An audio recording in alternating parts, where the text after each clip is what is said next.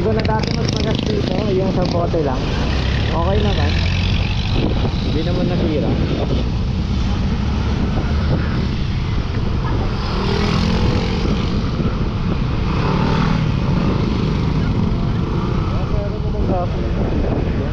Wala na ata, wala na dito. Ano na yan, puro mga bote na talaga. Wala na. Yung kanina na yung pinakahuling ano, gas, yung ano, parang medyo semi-gasoline station. Pagbalik nila, papagasolin ka rin nila dyan. Ha?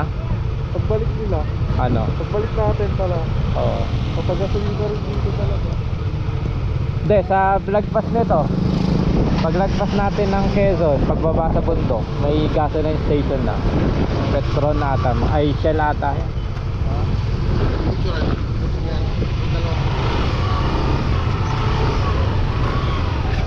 Kaya lang, 2 oras pa bago tayo makababa.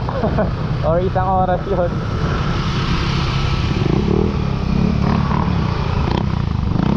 Kaya ano, mahirap.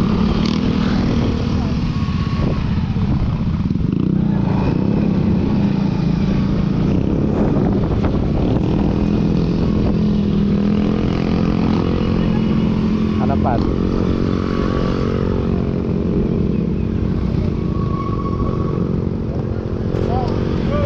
Kaya ngayon ah. Ha? Baliktad. Paano baliktad? Pag-uwi natin ng galing ano.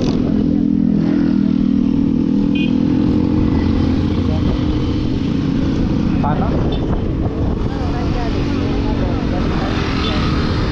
Oo.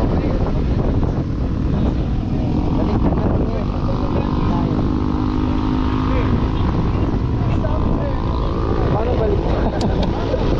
Galing tayo dyan. Dito tayo galing. Saan? Nagbilbanta tayo. Ay, Jumalig. Jumalig. Oh, sa kabila sa Laguna yung daan natin. Hindi natin dinaanan. Hindi natin siya dyan. Hindi din daan. Dito tayo dumaan dito. Sa kabila yung daan natin nun. Kasi sa Laguna pa, ano, pa Quezon. Ibang way siya eh. Ibang bundok ata yung dinaanan natin. Bumito kasi tayo dyan sa may Sampalok eh. Oo. Di ba dire-diretso lang? Lumiko tayo. Ay, si Victor.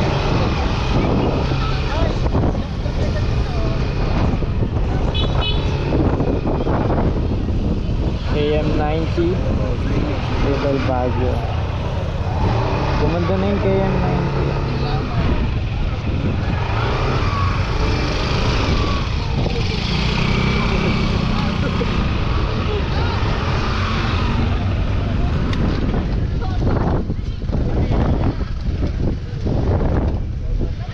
Ay, tatamaan ba? Picture tayo ng mga. Di ba tayo magpapit dyan? Pasuyo sa mga tao. Picture lang tayo. May bayad ata. Pero yung sa ano, pwede yan. Pwede yan. Kahit sino dyan, makikisuyo lang naman. Papicture tayo. Wala ata yung mga namimicture na mga ano yung nagpapabayad. Mga tulog pa ata. Kahit nakatayo lang tayo dito, no? Oo. Makarang tayo.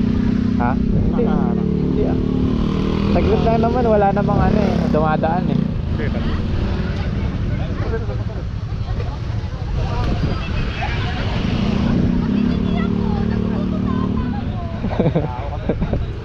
Di ba? Masingit eh.